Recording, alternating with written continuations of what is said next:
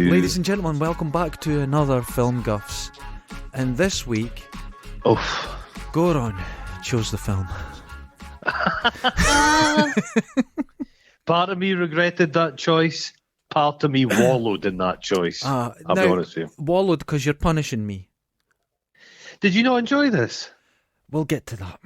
Now. We'll get to that. Do you want to read the title or shall I? I think you chose it. You should read it.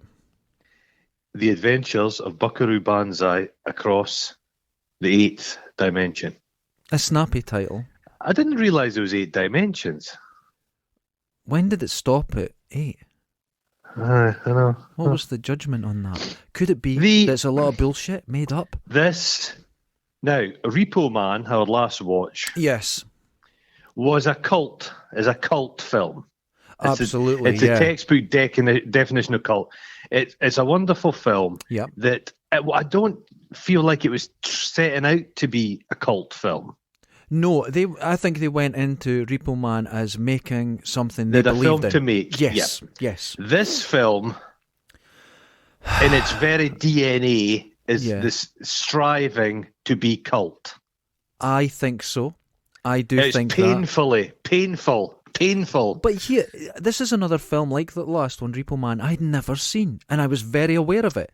Just a couple of years ago, I watched Ready Player One, and he's dressed as Buckaroo Banzai in it, and I went, this is a real nostalgia piece, and I was looking forward to it. Yeah. Now, I started to watch this on a different platform. Okay. And it was a really turgid beginning. So it had this, like, story of, it was like a voiceover. Buckaroo Banzai's family were having a picnic. It was like the kind of origin story of the man. Right, okay. That stopped loading and failed, so I had to go into Amazon and pay for it. I paid for it as well. And it was a completely different version with a far more jaunty opening. Yes, the opening was a crawl, wasn't it? It was like a Star Wars crawl. So there's 2 different versions of this film. Oh, right. The sad thing about the version I ended up watching, Jamie Lee Curtis isn't in it. In the version I originally watched, Jamie Lee Curtis is his mother. What? What is happening? Yes. Well, this is the thing about this film. The cast. It has... Honest to Christ, this is like one of those towering this is the towering inferno of cult movies. I know. A Sidney Beckerman production. It's an MGM. Is this the studio? This is a proper studio, fairly big budget movie. And is this them trying to? This is the studio's attempt at an indie cult film. It does seem like that. It does seem a little insincere, and I thought that all the way through this, because cultural appropriation plays a big part in this film, and alien appropriation. Now, Peter Weller, yes, he's got his own thing as an actor, isn't he? He's not got an expressive face. No, there's nothing going on. Perfect for RoboCop. Perfect for RoboCop. The thing is, he is playing a half Japanese, half American character. Yes. When you're Japanese, are you born with a samurai sword? Because that's the only thing vaguely Japanese about the man. The inside of his tour bus was very Japanese design, and I think that comes with everyone. That was the height. Was it his uncle Nikita, his pal? That's Sam out of Quincy. It's the cast is, as I was saying, is ridiculous. It's ridiculous. They're like, so he's like a Japanese cowboy dude. Yeah. What else? What's a list of his accomplishments? He's nowhere near us. We are layabout podcasters. Wait, hold he's on. Brain surgeon, physicist. Hold on. I am a leather worker, and I've been in a band. He was a quantum physicist, and he played in a band. There's no difference between us. No, he's not. I'm more Buckaroo Banzai than you are. Well, that is true. Yeah, his band, I get the feeling his band's as shit as your band would have been. Oh, the band in it. Oh, we'll get to that. We'll get to it. Oh, yeah. There's so much to do. It's like, so the thing is, his family were striving to be able to pass through solid matter. That's the MacGuffin of the film. Yes, and in this universe that's built in Buckeroo Banzai where he lives, all the rock stars are also scientists, and they're sort of seen the same way. Doctors are seen as rock stars. He's an extraordinarily famous man. Everyone knows him. He's got his comic strip. He's got movies within the film. It's quite meta. Yes, or attempts to be. It attempts to be, yeah. It's kind of got the machine that travels. It's part like Back to the Future, and it's part like Time Cop. Can the time travel machine out Time Cop? Yes, it wants to punch. It wants to punch through a wall. But can we talk about this Ford truck that is this machine? That doesn't look aerodynamic, mate. It's not aerodynamic. They claim it can do 500 miles an hour. Jesus, really? It's cardboard. It's essentially cardboard. The thing's made of. But fuck! But it's willfully shite, though. I'm not too sure. I'm not sure if they knew what they were doing. I think they're trying to. There are because when they try, there's some nice wee bits in it, like the little doodad that allows them to pass through things. That's a nice little made thing. But then the rest of everything's just like sticky tape and yeah. And I think the deliberate part of it is I don't know exactly where it comes from. Now the guy that wrote this. W.D. Richter, he wrote Big Trouble in Little China. All right. Okay. So you can see the mess that it is. Now, I know a lot of people will listen to this and hate that I'm having a go at Big Trouble in Little China, but when you really think about it, it's madness. Big Trouble in Little China is nonsense. It's just nonsense. The thing, but I'll be honest with you, so when this started, when he was doing all his brain surgery and all his hipster posse, because his hipster posse, the Kurgan is rawhide. Yes. And he's got Jeff Goldblum. There's a bit let's in the go surgery. Over the cast. We've got Peter Weller, John Lithgow, Ellen Barkin. Barkin, she is amazing. I really think she's a fantastic actress. Nice haircut in this. Oh, the haircut's terrible. She actually looks like she's just oozing the 80s. Jeff Goldblum, Christopher Lloyd, and Clancy Brown. The great Clancy Brown. Yeah. Oh my it's God. one. Yeah. But he's got. It's weird because he's kind of got a militia. The blue jackets, the blue blazers. Yeah, and they're armed. They're armed. But they're armed to the teeth before there's an alien threat. They're armed while they're in surgery. They're doing brain surgery, and he's got a pistol on him. This is a strange. Yeah, but they've got. I love it. He's doing the surgery, and it's like Goldblum's. Like, there's a lot of lugubrious voices in this. Again, he goes. There's a line. Some of the dialogue's great. There's a one line. So they're operating on the guy, and they go, "This far inside the head, it all looks the same." And then he goes, "Don't tug at that. You don't know what it's attached to." Is that what a brain surgeon would say? Don't tug at that. I think it's like that, because that's why when you're getting your brain worked on, they say, "Can you play an instrument?" And you go, "Yeah, I can't." Bring it in. So he's and you start playing it with tune. They go, "Well, stop poking that." Yeah, I think it's the same.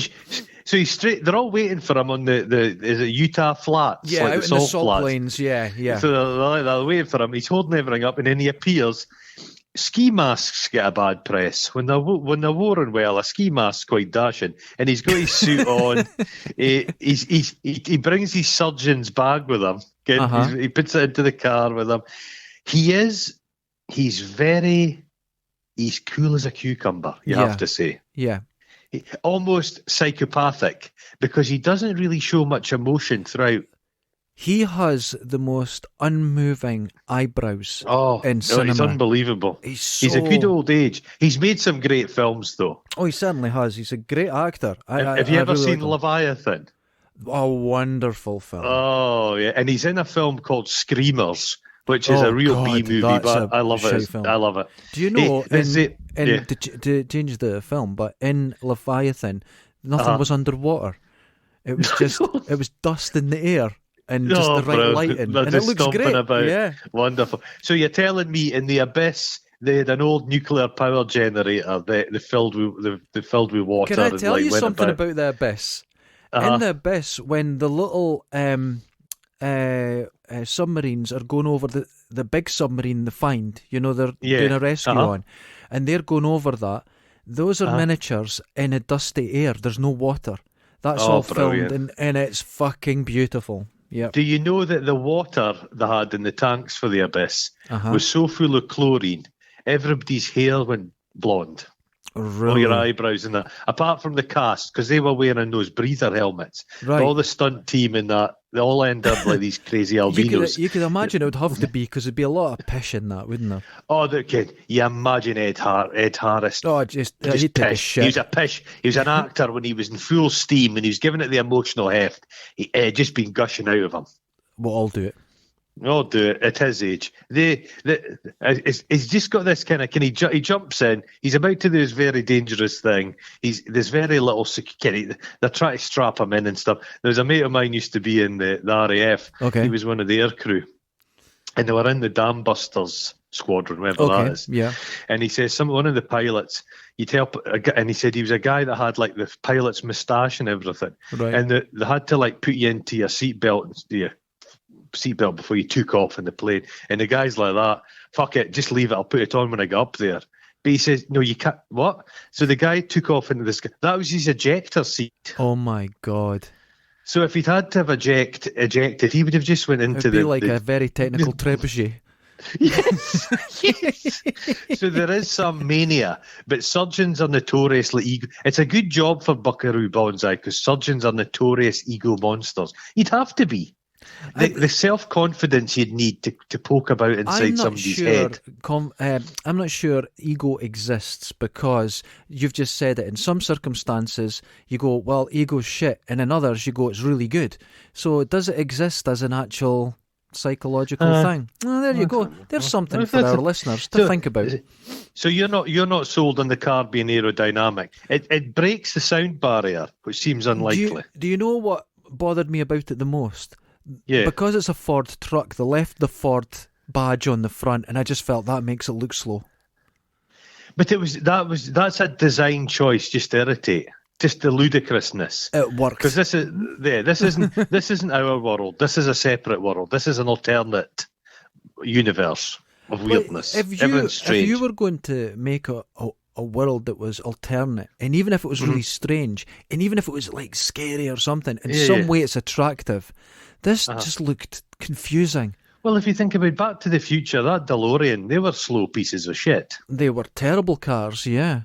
Yeah, so they wouldn't have worked either. That's a good point. Yeah. I liked the camera work when he was going at speed, and he peels off, and then he actually passes through into the transdimensional trippery, because he kind of goes into this other universe. Now, when it goes into this other universe, did you know this is when... No, I did like it. And this is when the film lifts its skirt a little, and you see that it's more expensive than it lets on. So they do have money. Yeah, they do have money.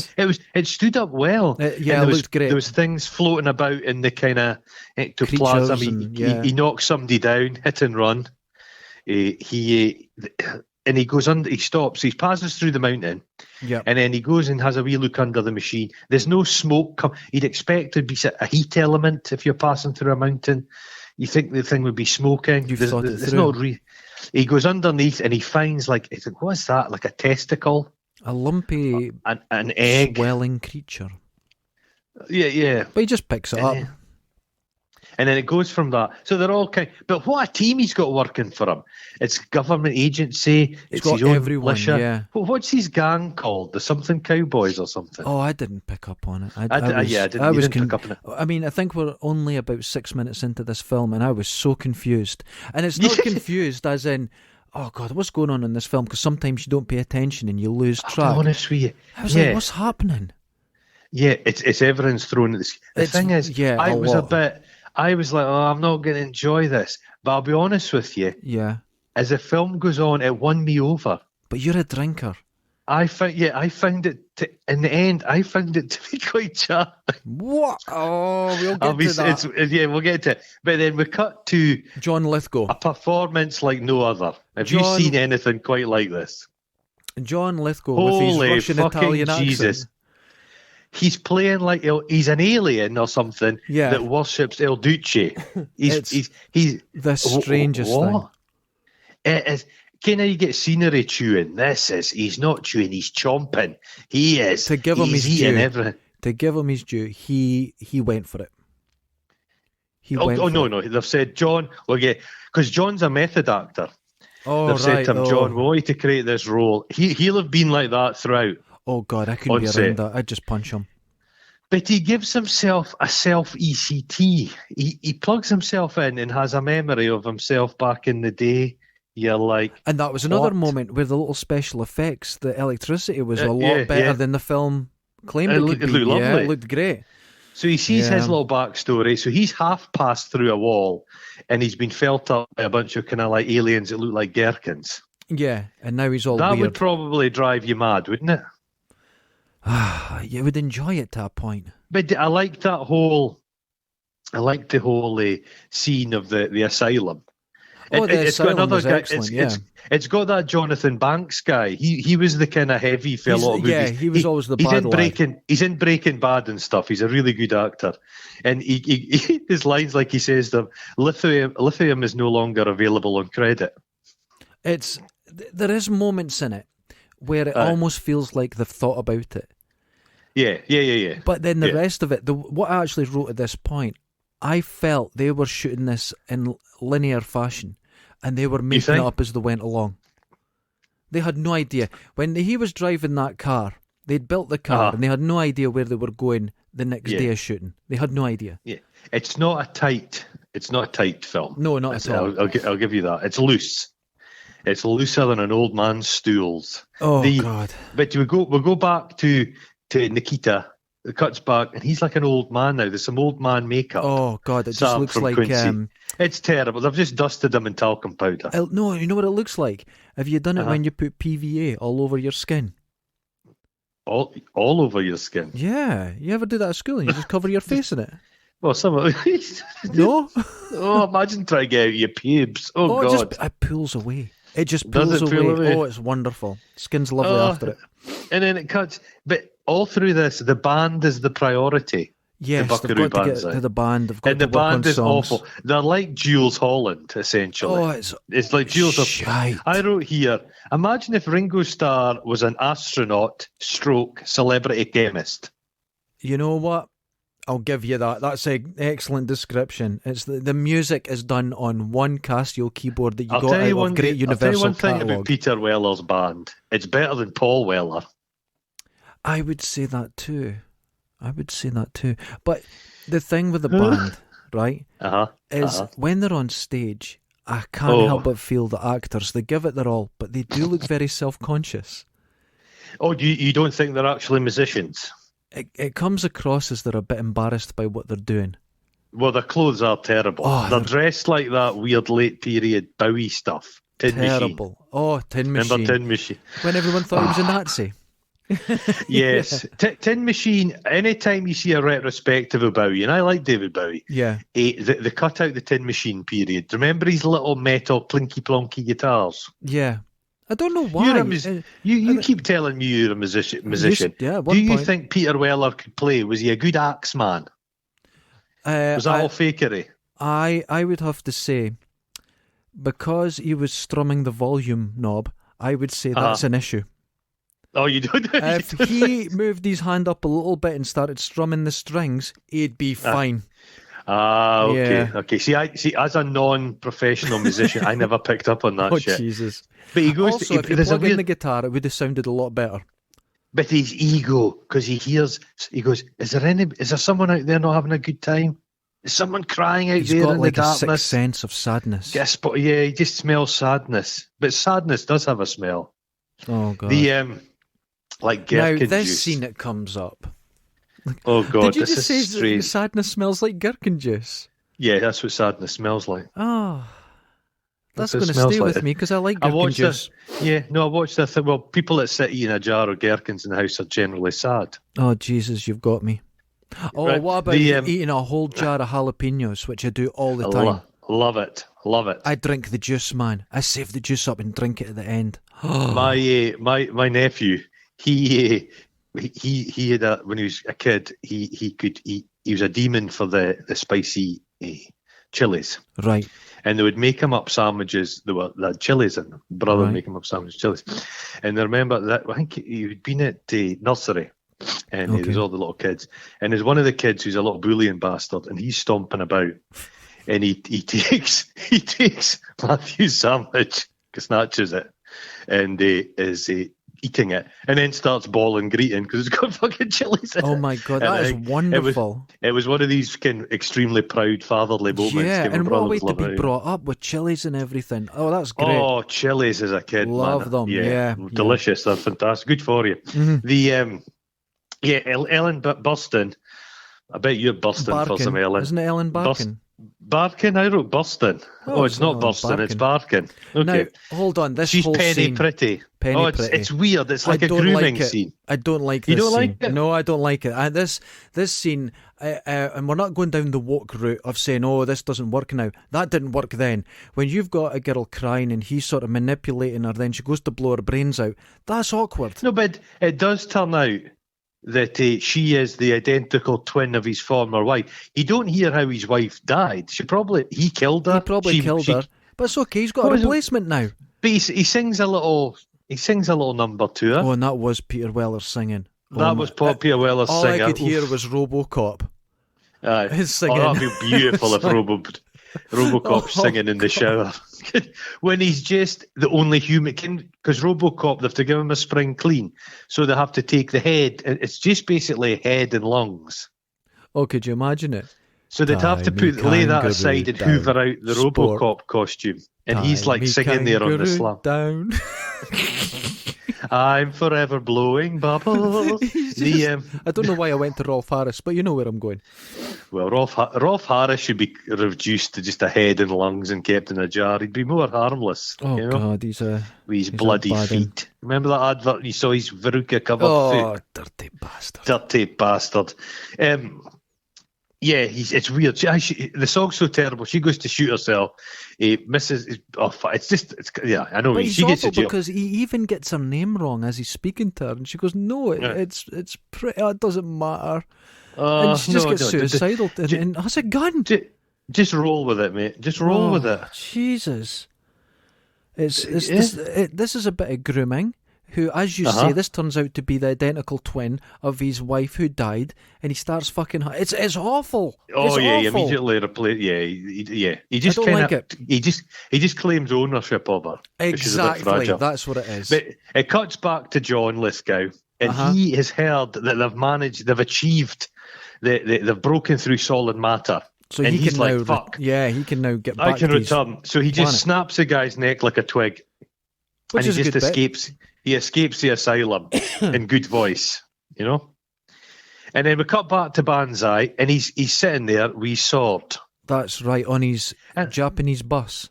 But have you noticed, he has this, there's a big thing about all this one. I thought later on he's going to do some sword fighting. Not one tiny bit of it. Nope, nothing. You just get to see it for a second. It plays no part in it. Now, we meet Jeff Goldblum. Because he's a surgeon that was working with Banzai, or Buckeroo, whatever you want to call him. And he says, do you want to join the band? Goes, join our gang. Now he's dressed as a fucking, like a toy cowboy. He's dressed like the fucker out of Toy Story. Yes. And I'm like, why? The big 10-gallon hat and everything. Nobody seems and the to thing say is, they pick him up, but the rest of the posse are they have the audacity to laugh at his outfit. They're dressed ridiculously as well. It's the strangest. People in glass houses, mate, should not throw stones. I'm telling you. People in glass houses. It's like, is it a hoof house? A hoof house that it's a German company that make those sort of traditional sort of buildings, but they're modernised where they're all glass. Oh yeah. How can you do anything without everyone seeing? Some people kind of like that. The Germans are into not to answer the door. Let's just say the Germans, if they were standing under a glass ceiling, I've heard about this, and some bird shit maybe was to speckle that glass, and they were underneath. To a German, that might be considered quite a pleasant. I think we'll have to do a public service announcement at the moment, because that reminds me, I just saw something.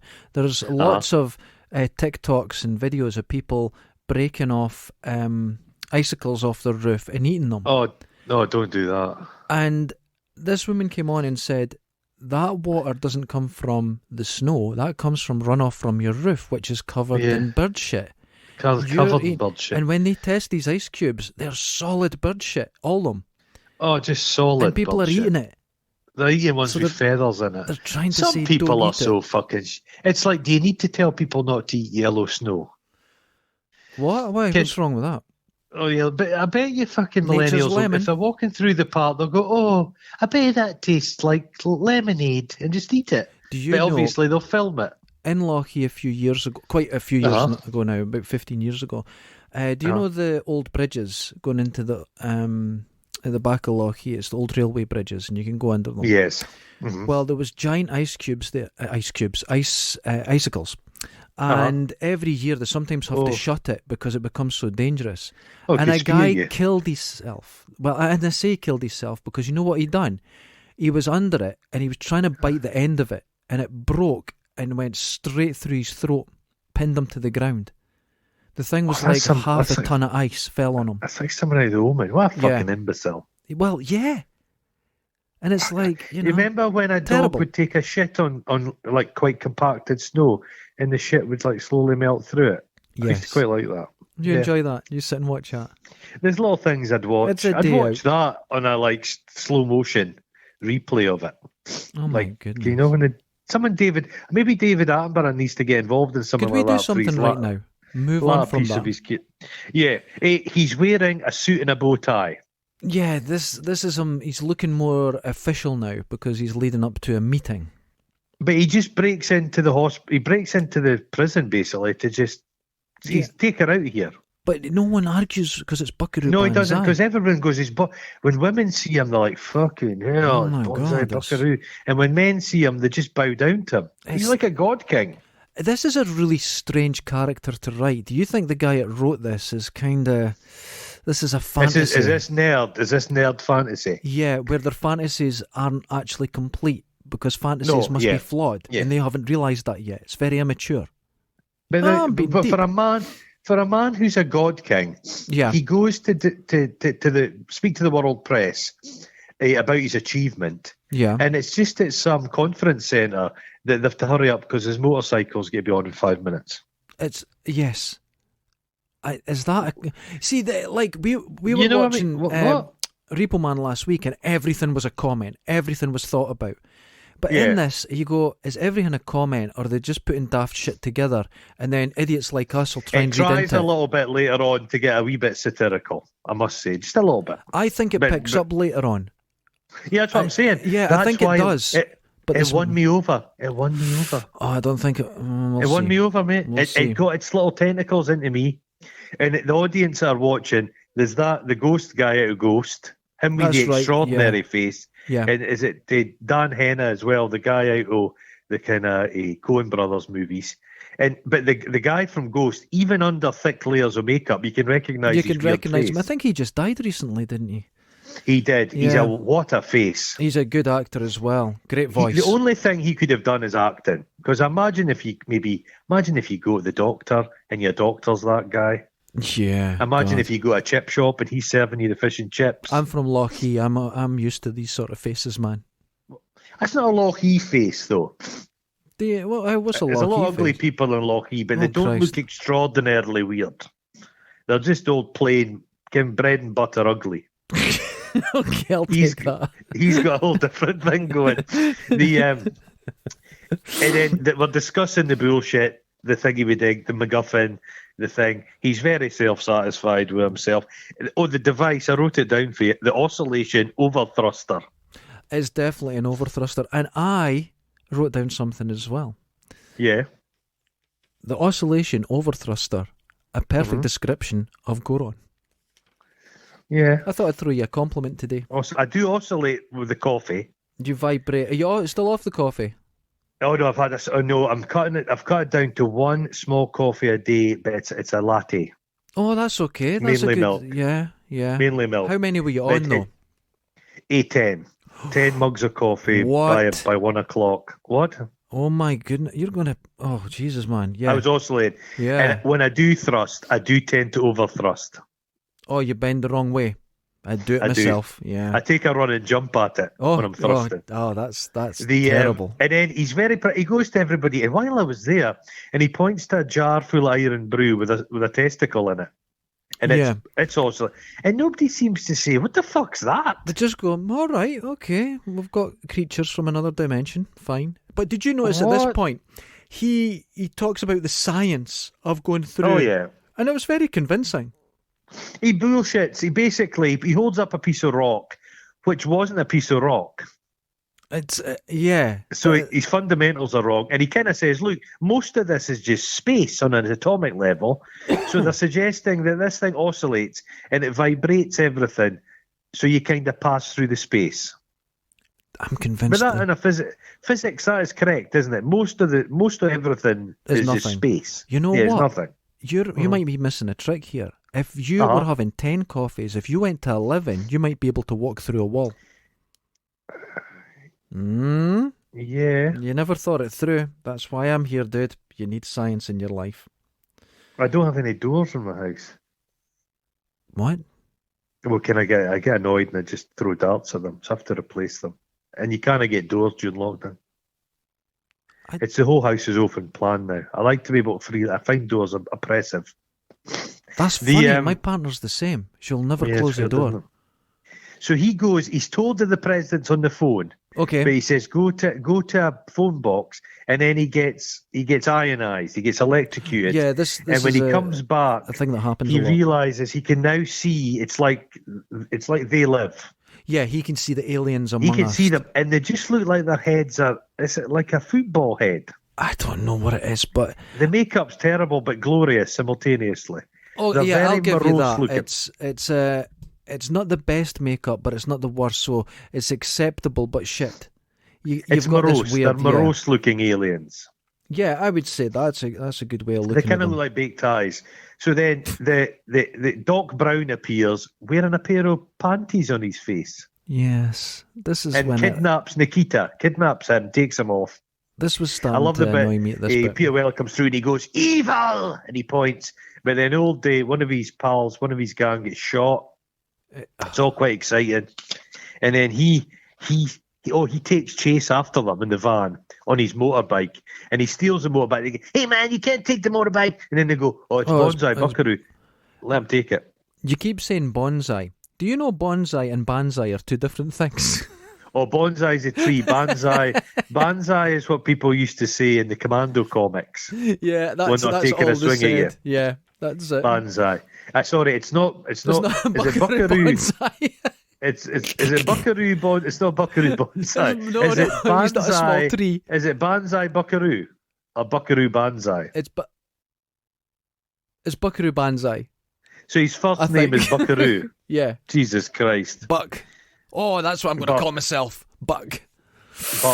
That sounds thrusting. That sounds over thrusting. Isn't it? That's a thrusting name, Buck. So he takes off after them, and then we meet some like hillbilly hunters, and there's a we see that excuse me. Yeah. It's a bit of this morning's I had crunchy nut cornflakes. They get in the hell. They get everywhere, don't they? They linger, man. Yeah, they linger. I can't eat them for we that see reason. The alien spaceship, which looks like a kind of knick-knack, a series of knick-knack crisps with an asshole on it. Yeah, but the thing I noticed about this spaceship, that even though it looked like knick-knacks, the actual sort of green screening or whatever they were doing, it had a quality, again, that was above this film. So yeah, it was a little better than there's some bits later on. They're flying through the clouds, and it has a bit of a Flight of the Navigator vibe. Yeah, it was actually quite good for the time. Yeah, that's what I'm saying. It's willfully crap. They're doing bits. It's choices, man. Bad choices. I'm not saying they're the right choices. Yeah. I'm not saying they're the right choices. But these, what you know what the name of the aliens are? No, I don't. They're the Lectroids. But there's an actual race war going on between the Lectroids. So the red Lectroids are the ones trapped on Earth, but the black Lectroids, they're back on Planet 10. Now, I thought this was a moment. I thought this was a moment that was going to be maybe talking like a wee satirical thing about race in the late 70s, early 80s in America and stuff like. No, nothing like that. It's just daft. It's just daft as fuck. It's just daft. It gives them a chance to have some cool characters in it when they got. We'll get to some of the names later. But aliens go. The hunters have got the camouflage on. You know my feelings on people that wear camouflage. He's like, what's that smell? Do you smell electricity? It's this whole part, man. This whole part was just awful. But then we got the hunters. Yes. And this spaceship flies over them, and they shoot it. And it hides in a tree. And a big giant ball tries to roll over them. Giant wet ball. That's a huge... Is that... That's a if huge they made thing. that properly, that's massive. It looks inflatable, is it? Yeah, it's big. It's big. Oh, it's fucking big. And then a guy comes out the back like a Rastafarian dude. Yeah. But he then falls and bashes his head. And dies. And then the second guy gets out and he flees the scene. But then the bad guys are heading there. And then Banzai's fault. There's a lot going on in this film. There's a lot going on. It's hard to explain. They've got a freezer box with his pal Nikita in it. So he fishes him out, says to him, "You get on the bike back. I'll deal with this." It's manic, man. You were able to write that down because it's very difficult to explain this film. There's so much happening.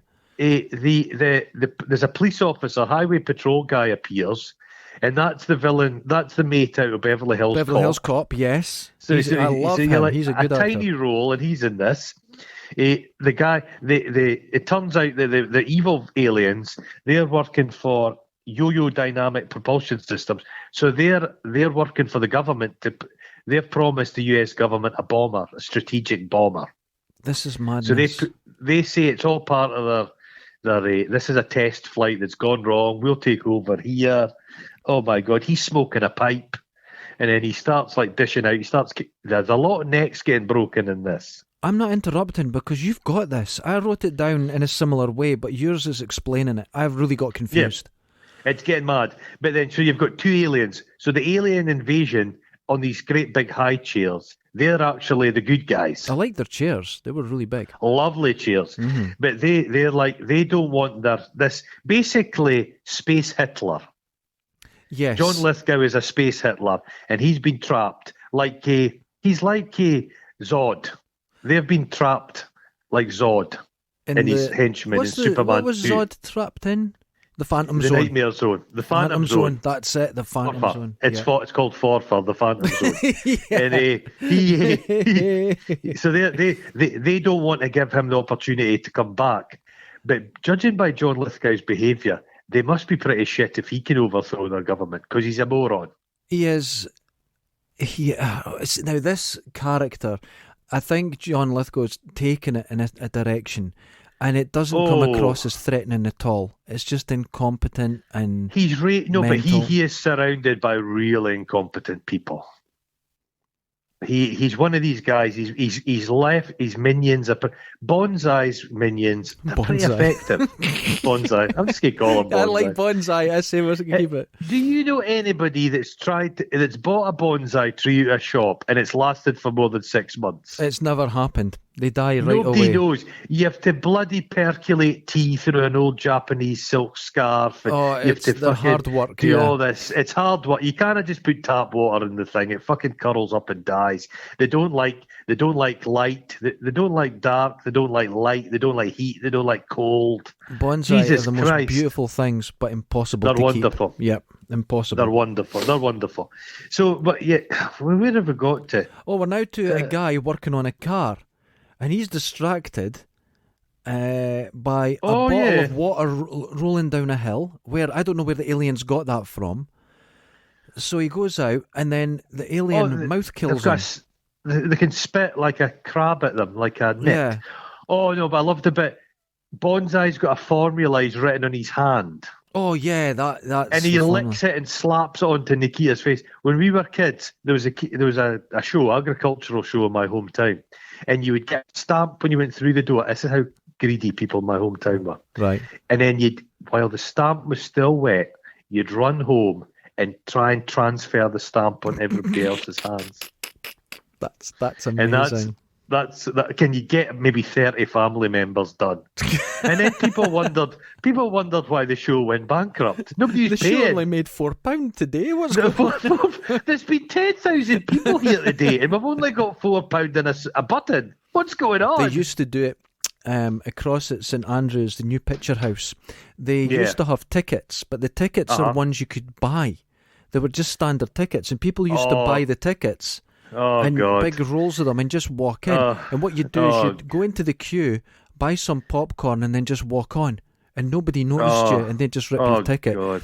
But is there anything better than stealing people's money? And I was talking to the manager once, and one night they were down 90% on takings. 90%, and the place was full. That could have been easily rectified, you would have thought. You know what I mean? I'm no businessman, but I'm sure you could put some kind of it got so bad. Procedures. They put a bouncer on the door, and the bouncer was, how can I describe him? He was about 4'10" and a hunchback, and that's who they put on the door. But he was wild. He would fight anybody. Okay. So we go back to Banzai's. It's like it's a compound he's living in. Right. It's sinister. It's armed, and then they're in this computer hacking room, and it's just grapefruit everywhere. There's fruit. There's a thing with fruit. It's never explained.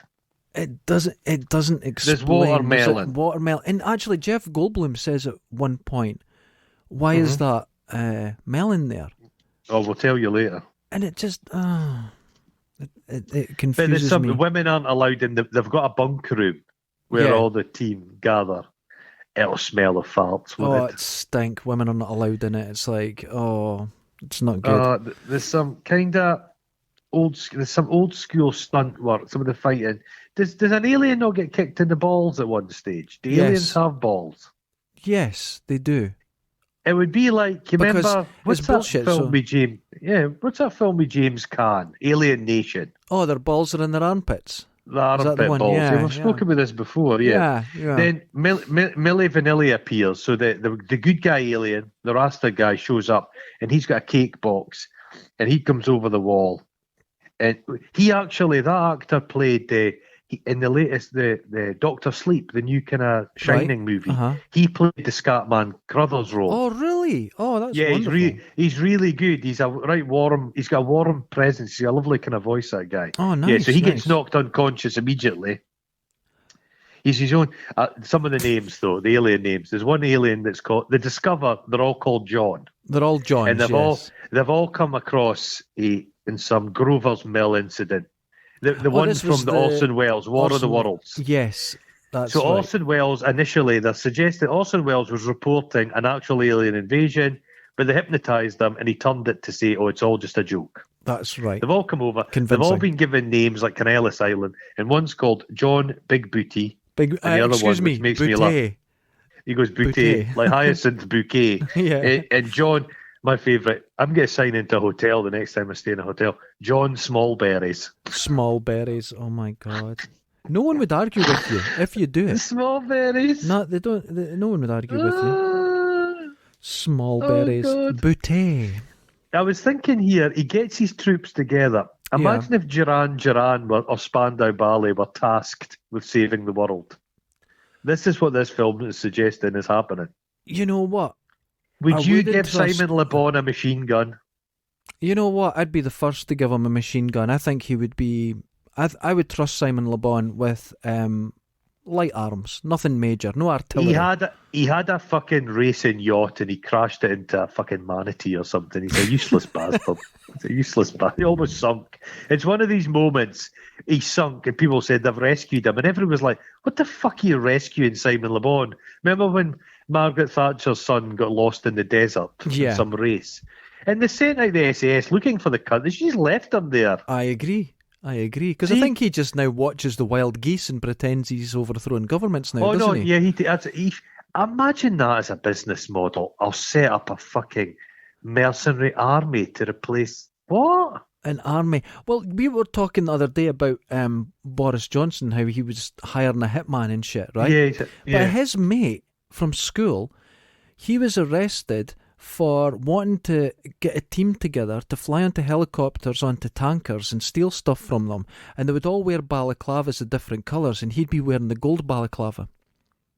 Oh, for the love of fuck. For reals. Judging by some of the decisions his government's made, Have you ever seen that Roger Moore film where there's a hostage situation in an oil rig? Yes, yeah. He's got a beard in it, a fake stick-on beard. That's right, yeah. And the guy from Psycho is, oh, for fuck's sake. Sometimes I feel like we're living in that universe. But it could be. It feels where have like we got to? Oh, now we're in these bubble wrap glasses to speak to. I've got notes. I've got notes. God. Someone has sat down, right, and made them, and they've had to do 12 because they needed extras and because they kept tearing. And then they've thought, how are they going to fit, and had to measure all the actors. Oh my God. Someone's put effort and love in time. Now, I've made props for movies, and you put effort and time, and they're never seen. But someone's put effort and time into these props, and they're front and centre. Oh, wonderful. They're hero props. Hero props. And it's bubble wrap glasses. They're the most stupid-looking things I've ever seen. And people come in, they're like, "Go, no, put on your glasses." And then it's basically a hologram of this fine black woman. And her thing is, if you don't get this fucking sorted, we'll just get to turn off your communication and we'll get to set off Armageddon in your planet. That's it. She's brilliant, really. She's doing a... what's the one where Gort or whatever it comes, that old film? It's the same premise. Fix things. The Abyss. Fix things or we'll kill you. Yeah, fix things. We're doing it, yeah. The Gorts and the Day the Earth Stood Still. That's it. Same thing. Same premise. Come on, guys. Get your shit together. We don't want Space Hitler, but yeah, it's good. That does at least... The film picks up a little bit. You know what I mean? There's a bit of jeopardy now. And this is when I think they wrote the end first. They had an idea where they wanted to go and then went, how do we get there? It doesn't matter. Just film shit. So you know what they're up to. But then, for all his militia and his security, the aliens break in, the electroids break in. The Banzai compound is as vulnerable as Capitol Hill. They just come in through the windows. It's true. They just walk in. They're going about spitting on people. And do you notice the gunplay in this? They're firing blanks, like right beside each other's heads. Oh God, yeah. It's not safe. Jesus Christ. Yeah. The poor old Rawhide, he gets it in the spine and has a very protracted death. They're like, oh God, he says, I can't feel my legs. But then he passes away. Poor Clancy Brown. He has more Clancy's gravitas fucking brilliant, than anybody. Isn't he? He's amazing. And I just watched him do an interview on Michael Rosenbaum's podcast, and he's fantastic. He's really witty. He's a really charming guy. Creative guy, erudite kind of guy. A couple of years after this, he'd done Highlander and stole the show. 10 years after this... But he'll always be the Kurgan. Oh, yeah. But 10 years after this, he'd done the Shawshank. Deadly Pursuit? Yes, he's the Psycho, and Tom He's the Psycho in Deadly Pursuit. Poitier, he's good in that. Kirstie Alley. Wonderful film. That's a great film. I wouldn't say it's a wonderful film. Oh, it's wonderful. It's a very entertaining film. I like it. I like the bear bit where Sidney Poitier scares away the bear. Oh, that's classic. Great. That's great. So he dies because it's like nits. Those nits you get in your hair, but these are spat onto you and they just... they're good. Then we go and meet the president, who's in a kind of iron lung because of his back pain. And that's the villain out of Indiana Jones. Yeah, that's the melting Nazi. This back pain thing, that's an extraordinary... That looks like it's a real piece of equipment. That's a real contraption. Yeah, but again, am I looking into this too deep? What are they saying with this? What is it just something... I don't know. It's quirkiness for the sake of it. Yes, I think they're trying to trick you into think they're making a character. I think this is a con. Why have they chosen Lacey to play the President of the United States? Because he's heavily made up. He's got a wig on and the tash. It's strange decisions. I think, you know what it is? These guys that have made it, Richter, who wrote it, whoever directed it, I think he might have directed it, I don't know. Doesn't matter. But whoever was involved, I think they got more money than they knew what to do with. And they probably weren't con men and went, look, we can't just pocket this. We need to fucking spend it. And they just spent it on everything. Because they're just like, because most of the practical props have cost fuck all. Yeah, and they've said, God, we've only spent £300,000. Like, we've got all this money left. Special effects. Let's get them. CGI shit. Then you go back. They've captured Penny Pretty, and they're basically drizzling her with honey and putting ants on her. Yeah, That again. Go big booty, use more honey. I know what she knows. It's what I'm reading my own notes here, and I'm trying to figure out what I was meaning. It's so complex. He's drizzling her with honey. That's his torture method. And then he says, "Take her to the pit." Now, meanwhile, Banzai, he's decided he's split his team into Apache group and Chaparral group. Remember the High Chaparral? I did. Yeah. I hated cowboy things. Hated it. Did you like cowboy? Do you like cowboy stories? I used to watch the High Chaparral when I was a kid. It was on during the day when I was my gran and granddad were babysitting us. So the Banzai speaking directly to the president, and this general's like that. The man's been through solid matter, for crying out loud. Who knows what happened to his brain? Maybe it's scrambled with molecules. See, more convincing science. So they're not These believing are all him. words I know. But everyone's like, no, he's never been wrong before. Banzai's never been wrong before. There's a kind of this. Like that guy steals the show. That the general guy. There's another line. I was laughing. He says, "I'm a soldier and a damn good one. I've got enough decorations to snap a Christmas tree.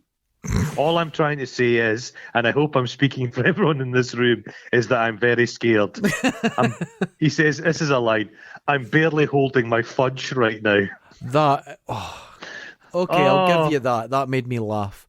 This is another thing. This film is a comedy, and it gets comedy wrong. It's a comedy. Shouldn't have done that. It's a sci-fi comedy romance. Yes, romantic comedy. Yeah. They shouldn't have had the romance, and they shouldn't have had the comedy. Just make it a sci-fi, and then let the comedy come out if it's there. But there's certainly no romance in it. I'm glad someone has the balls to face facts. Well. Then the president gets handed an envelope and it says that Declaration of War, the short form. It's like a little... That's witty. See, that's a bit of satirism there, and I like that. Yeah. But it's so rare; it doesn't make the film satire. So Banzai breaks into the aliens. Yeah. And the poor aliens, they're all just in a malaise. They're all like sitting about watching TV. And they're sitting about watching TV. They've been there for like 60 years or something. It's like, oh, fuck's sake. But they're going to go to, he's got them all riled up. He's like that. We'll be when we're going, Planet 10. When? Real soon. So he's trying, the troops, he's trying to pick up their morale a little bit. Get them hipped up a bit. He captures Banzai and he's like that. Take him to the shock tower. And that is something else. That's a magnificent torture I would device. imagine that's something you have in your house now you've made. Well, after watching this, I hope that wasn't a plugged in. Do you know how Adam Savage, when he watches a film, he makes a prop? I bet there's a secret prop room. I bet there's a secret prop room with fucking all the dildos out of 50 Shades, the shock tower out of Banzai. The real shit. Is that what you're saying? The real props. I'm telling you, that's sicko. Okay. I could see it. Do you think he's got undergarments? I bet he's got those little frilly socks from the film Wild Things. I watched Adam Savage the other day, and he had a little tiny prop he'd made for, the Phantom Menace. All right, okay. Oh, Jesus Christ. He's still living on it. Oh. He stole from it. Well, he never mentions that ILM, does he? Oh, he's never brought it up once. Do you want to know something? I made props for films, and I've made props for films that are in the lowest of the lowest on Rotten Tomatoes. You don't get any lower of them. That's an achievement. Well, the Phantom Menace is worse than anything. No, you have to see. I'm not going to say the films that my stuff was in, but okay. Okay. I'm going to give you. Were you in Spice Girls the movie? I'm going to give you one, right? And it's called Babe. Wonderful. Right, and I'm on board. And you can get it. You can go and watch it. And does it arrive in your house in a plain envelope, shall we say? Now, wrapped in brown paper. The young ladies that are the stars of it are actually all stunt women in that, and they've done their own film. Hmm. And I done all the leathers or stuff. Oh. And you just have to see it to believe it. You just have to see it to believe it. I've been in. Do you make some residuals off this film by any chance? Are you trying to use this podcast as a platform for your nefarious financials? I was paid for the items, and then that was it. But I mean, bless them, they've done their best, but the film is so bad. But if you want to go and check out the trailer, Babes, as they've described it as a sort of steampunk ninja. Have you ever heard of a film called Hard Ticket to Hawaii? Yes, it's wonderful. Oh, there you go. That's got a snake in it. Baby snake. No, and I've been in films that are you would know, and they're really good. So that's not relevant. The ones I find relevant are the ones that are just... You get your real pride from the crud. Yes. So he's torturing, but he's torturing Banzai. Yeah. He's like that. Sealed with a curse as sharp as a knife. Doomed is your soul, and doomed is your life. Oh, wonderful. What a threat. But why would you write a line? There's two good lines in this, and they've been thought about. Yeah. Do you think someone came in and went, could I put a line in? I go on then. I think maybe Lithgow's found that in something or other. I think that, that's Lithgow said it. Yeah. Lithgow thinks his turn in this film is like Rutger Hauer's turn in Blade Runner. You know what? I think you're probably right about that. There's that sort of energy that he's going, I'm doing this. He's kind of torturing Banzai, but Banzai's such a psychopathic bastard.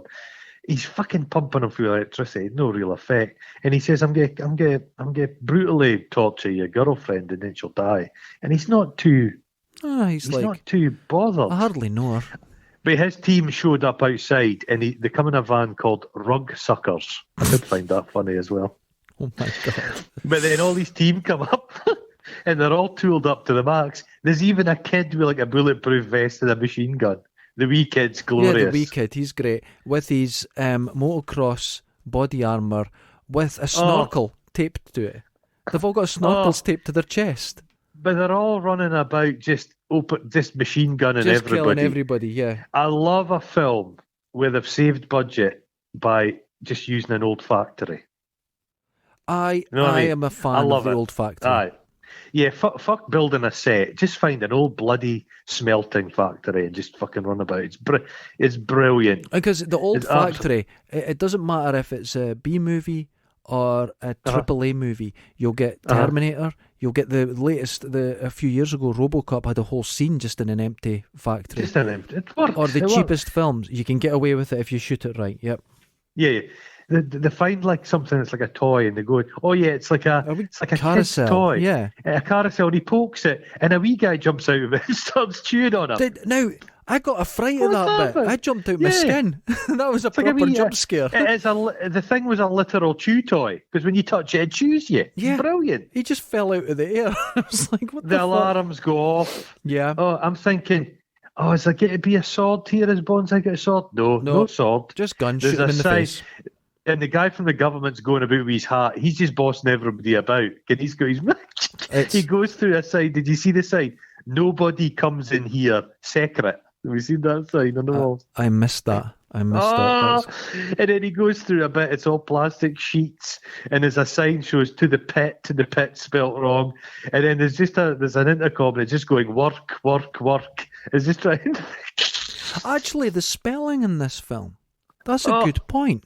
Because at the start of the film, if I go back through my notes, in his car, on the computer screen, now it said something. And it said, signed, sealed, delivered. Signed, S-I-N-E-D, sealed, S-E-E-L. And I was like, what? All the spelling in this film was incorrect. Well, I thought it's because the aliens couldn't spell, but what are you suggesting in this universe that's the spelling of stuff? Yes. Oh, that's brilliant. Do you think that's brilliant or stupid? I'm going to go down the side of stupid. I'm going brilliant, man. That's brilliant. We'll disagree on that one. But he's like that to Big Booty. He's like, Big Booty, where's my damn bomber? And he says, it's not my goddamn planet, monkey boy, because they hate humans, because we're all just descended from monkeys who despise us.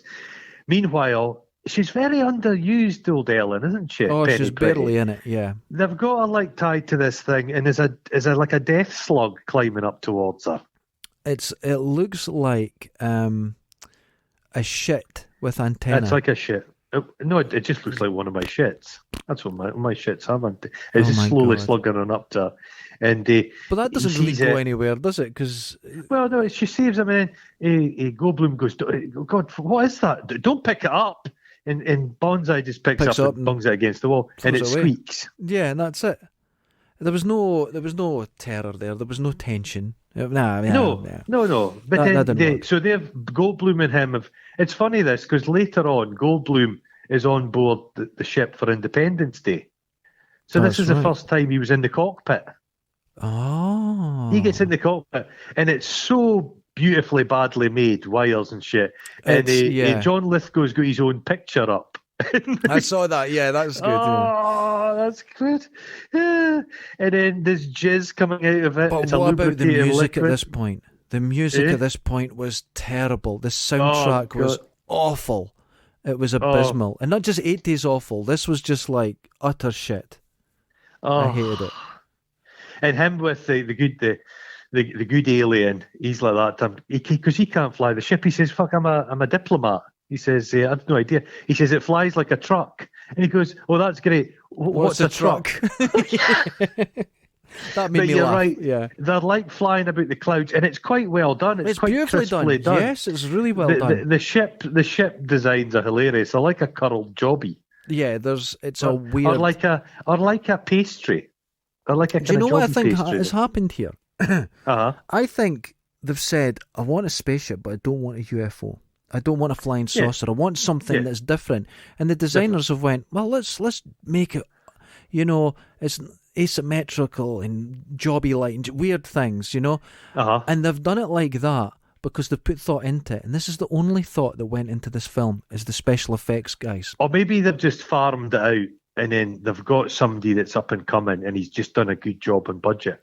Yeah, or some film is just... Yeah, they've just... It's not went ahead, so I've got these special effects left over or something, yeah. What? Who's that architect? He did that Maggie Centre in Dundee. Oh, yeah. He did... What's his name? I forget his name, but I know you mean. But they think he's a genius, but I've heard that he shows up and he's got all his team, because architects have they've got more of a militia than Banzai Buckaroo. And he would scrumple up like a Tunnocks tea cake wrapper and throw it on the desk and then just go, "Build me that." No. So he's a bit of a fraud, yeah. Jesus. Bit of a fraud. So there's a bit of kind of flying about. John Lithgow shoots Big Booty. That's quite a funny bit. And then he shoots him out of the sky with a laser beam. Then from the stratosphere, without breathing equipment, he just parachutes down. Where'd the parachute come from? I've no idea, mate. And then his pal in the ship, he's flying about and then flies away, and that's it. Banzai's saluting to him. Then he comes down and lands, and everyone's there, and. Oh, but they say to him, "Penny's, he's done all he could do for her. She's died. She wasn't bitten by the slug. It was the ants that saw her off. Fucking death hell. by ant. Stupid and it film. wasn't like Phase 4. You're not talking about 1 billion ants eating you to the bone. 3. You're talking about 3 or 4 ants, and the kind of thing you'd find in your sandwich. So she's under a sheet. Under a sheet, dead. So he goes along, and he pulls back the sheet. Sees her corpse, and he decides he's just going to snog her. That's what I put. He wants to kiss a corpse. That's what I put. He's a necrophiliac bastard. Brain surgeon, musician, stunt pilot, ninja, necrophiliac. But because he's still ionized, this little spark brings her back to life. But the good aliens are like that. Yeah, that's fine. That's okay. Thanks, Buckaroo. And that's basically it. But I love the audacity of two things. I love the audacity of what's coming next. A sequel. It's going to be called Buckeroo Banzai against the World Crime League. Yeah. Oh no. You thought, you guys, there was, but I think they thought this was going to be a franchise. Yeah. You know something? Part of me kind of wishes there was more of this. It grew on me like a fungus. By the end. I found it quite charming. No, I found it quite charming. I didn't. I found it the opposite, man. You didn't like it. It repulsed you. Repulsed me. It's not good. I shouldn't have liked it. The beginning, I thought, fuck, this could be a hard watch. But it didn't drag. I'll give it that. It knobbed along. There was enough quirkiness to it. There was a lot in it. It was creative. You've got to admit there was a bit of creative juice in it. It felt contrived to me. It just didn't work for me at all. I don't understand the nostalgia that's around it at all. I don't. It's free. I thought it was freewheeling enough that, I mean, it's not, don't get me wrong, it's no Repo Man. And it was actively seeking to be cult. Yeah, that's where it gets me. That's the one that I just go, nah, that grates with me. And what about the actual ending, where they all meet in the LA River? The whole cast, and they're all just walking. I loved that. Hated it. I was tapping along to that bit. They're all just, and the wee black kid's he's going about at the front. And he's got his wee suit on, and I'm like, what is going on? I hated it. I hated the end. You hated that. Did you find that a little bit self-satisfied? I felt self-indulgent. I felt it was pointless. I didn't like it. No, I'm going to give this a 6. I'm going to... 6 Guffs. How dare you? I'm going to give it a 2. Oh, boy. I'm going to give it a 2, because there's a lot in it. It deserves more than a 2 for Big Booty and Small Berries. Come on, mate. I've given it a 2 for Big John Booty. John Lithgow's a 10 by himself in that performance. I have to say... with his teeth and his mad hair. Come on. I liked Jeff Goldblum in it, but Jeff Goldblum was just being Jeff Goldblum. Jeff Goldblum is wonderful. You know, one of his first roles was a rapist in the Death Wish films. That's right. He's come a long way, that laddie. Didn't he? Wasn't it Councillor Troy he tried to rape? Or was that the later ones? Was that no, he was in one of the earlier ones. That's right. No, but by the time Christy was young Troy's in the early one, yeah. No, it was all just guys from the Bill and stuff were in it. That's right, because it was just a British film. Yeah. I think Ken Barlow from Coronation Street was one of the rapists in that one. Yeah. Ken Barlow from Coronation Street claims to have slept with 3,000 women in real life. You know, I've never even passed 3,000 women in the street in my life. Do you know what I mean? Is that what you're talking about? They do cross the road. They do cross the road. That's very true. No, as far as I know who you think you are, you've already alluded to it. You think you're Buckeroo Banzai. Okay. Banzai Buckeroo. I like to think I'm Rawhide. And the cholesterol in my body means one day I will lose the use of my legs. That's true. And die in a dirty floor. I put you as anyone in the film because I see. You confuse me the same amount as this film confuses me. Oh, so this can well. Yeah. And in one scene, there was a guy that ran in and said, "What is going on?" And I went, "That's me." Aye. So a confusing, bizarre film, which for me didn't work. There's a lot of stylistic stuff I like. I like the Banzai Buckaroo logo. Yeah. The double B's. Okay. I love the jaunty. But if you get the chance, watch the alternate version with Jamie Lee Curtis in it. That's bizarre. Because you know my feelings. Any film is improved, much improved with having Jamie Lee Curtis in it. Completely agree. I can't wait for Halloween Kills. A year delayed. Yes. Can't wait. Have you ever seen the one where she just exercises a lot in a leotard? I have. That's some fine acting. That's great acting. What's the one where she plays a police officer and that mad guy with the beard's just trying to perv on her all the time? The villain from Time Cop. Blue Steel. Yeah. Oh, that's a good film. That's good.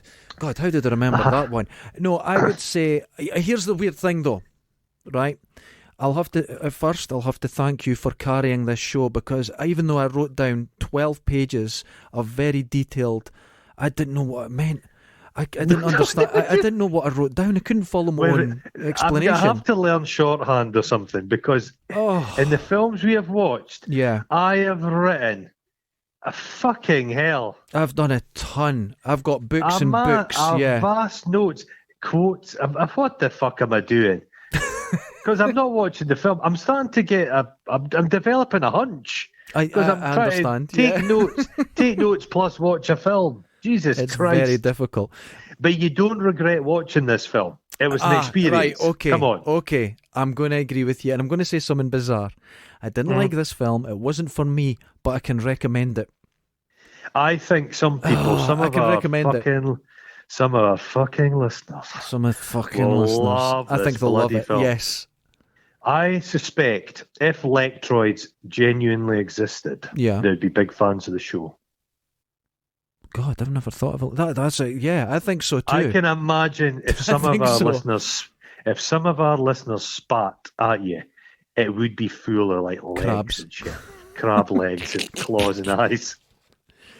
So, ladies and gentlemen, what do they speak about? A Dockers omelette? Oh, fuck's sake! Jesus. Dockers omelette. Ladies and gentlemen, people, go and watch it and enjoy it, man. I think so. Yeah. Don't listen to me because this was definitely a personal opinion on this. It didn't work for me. Give it a go. I have been doing some research into films to watch in the future. Oh, it better be. And I have found some doozies. All right, okay, you're choosing the next one then. It better be some better doozies. than this. Some doozies. £3.50 that cost me. $3.49 you'll find. Yeah, well, $3.49, same difference. $3.49, that penny makes a lot of difference. Ladies and gentlemen, wash your balls, take care of yourself. Please wash your balls. Sunny day to day. Wash them. Don't pad dry them. Just get the sun on them. Oh my God, no, pad Stand dry at your them. Window. Don't listen to us for medical advice. Don't. Jesus. Ta-ta. Later. Ta-ta, people. Ta-ta, ta-ta, ta-ta.